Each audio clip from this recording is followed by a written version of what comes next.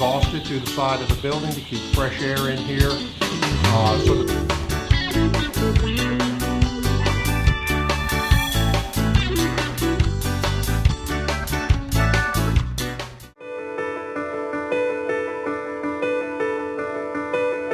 Big event coming up? Let Renew restore your outer glow with a boost packed with vitamins and minerals. IV therapy replenishes the proper amount of nutrients back in your body almost instantly. Quench your body's thirst for wellness.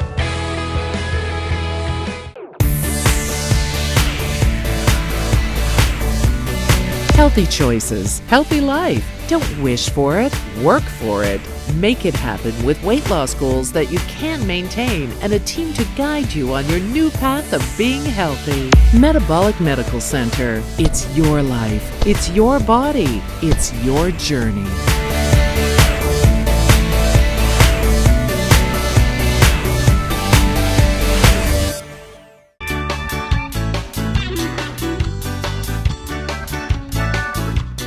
Proud to be a South Carolina Farmer is a 12-week series where we are traveling the state, meeting a new farmer each week. And her pig. This is Budette.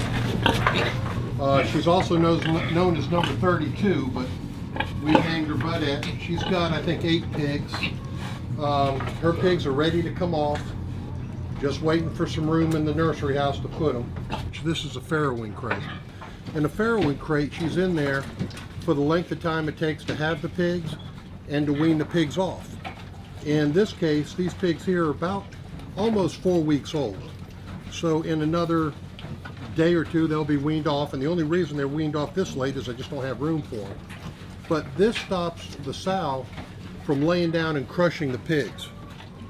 If we were to wean them, or if we were to farrow them out in the pasture, we could lose 30 or 40% of the pigs. They'd be crushed. This is a big mama compared to what little baby pigs are. Once the pigs come out of the farrowing house, we bring them over to this building we call a nursery house. We wean them off their mom here.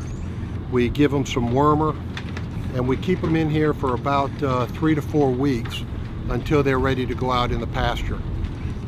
These pigs here will be going out this weekend. We finished up with the worming now, and so we'll load them up Saturday or Sunday and take them out into the field at another farm about 2 miles from here. We get in 450 baby chicks a week. They're sent out from the hatchery on Monday afternoon. We receive them Wednesday morning. When the birds come in, they come in boxes, and we bring them in, show them the water, show them the feed. Like these birds here were just brought in yesterday. We put 50 per level, and they'll stay in these brooders for up to 3.5 weeks before we take them on the outside. This house, we'll run up to 1,800 birds in this house at any one point in time. The chickens get fed a corn, soybean meal, vitamin and mineral ration. They have feed 24 hours a day. They have water 24 hours a day. The air is exhausted through the side of the building to keep fresh air in here. So the birds are the healthiest they can possibly be by the time they go out in the field and have to put up with varying temperatures in the field. We're a sustainable farm. So these chicks are up on wire. We put shavings in this pan. The poop comes on the pan, and this pan is cleaned out every day to every other day, depending on the age of the chick, moved to a compost pile. Later it's put into a manure spreader and spread out on our pastures to help us build our pastures, or to put on our hayfield to build our hayfield. Chickens that we moved out here probably 2.5, 3 weeks ago. We kind of overcrowded a little bit in the cooler times of the year because these houses have no heat. So by crowding them together a little bit, we can utilize their heat. We do use propane heaters in here in the wintertime when it gets real cold, but it can also make the air humid and create some other issues. Some of these birds are probably going to be thinned out of here in the next week or two, and we'll run in this house about 200 birds. This is a house of turkeys that we just took out of the brooder. It was last weekend. Hope they don't come flying out. These are bronze broad-breasted. These birds would be 5, maybe 6 weeks old now. They're in what we call a chicken tractor. Every day this chicken tractor has got a tractor that hooks up to it, moves it the length of the house, so the birds can eat the grass, they eat bugs, and they leave us the fertilizer behind. These are a cross between a conventional broad-breasted bird and a heritage bird. But it's got a broad breast, so it is not a heritage bird. It is a conventional modern bird. We can't let the turkeys roam free right now because at 5, 6 weeks old, they still can fly, but they'd be prey to hawks, possums, coons, coyotes, anything like that, any type of predator. So we have to keep them in the house for at least another month before we can ever turn them loose out onto the pasture. In about 2 weeks, these turkeys will be ready to go to processing. We'll load them up in the trailer, take them to the processor where they'll be humanely processed.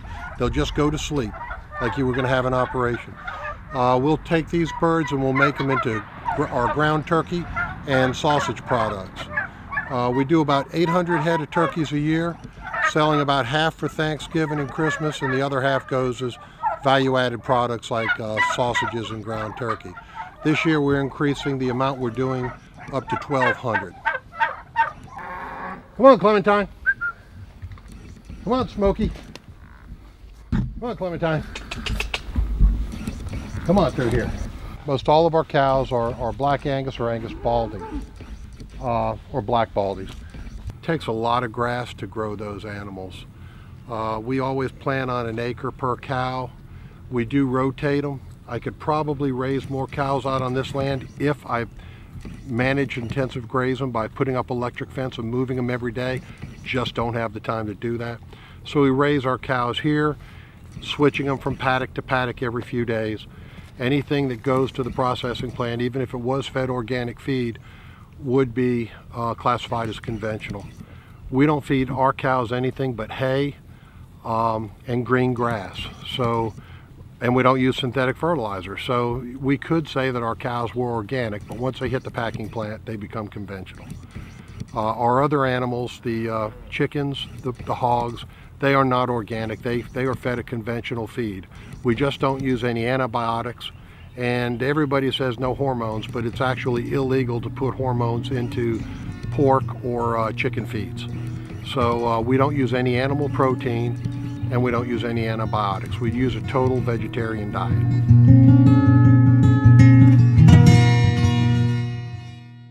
Thanks again for watching. We hope you enjoyed our first story, and remember, there are many more to come. And we want to share these stories with as many people as possible.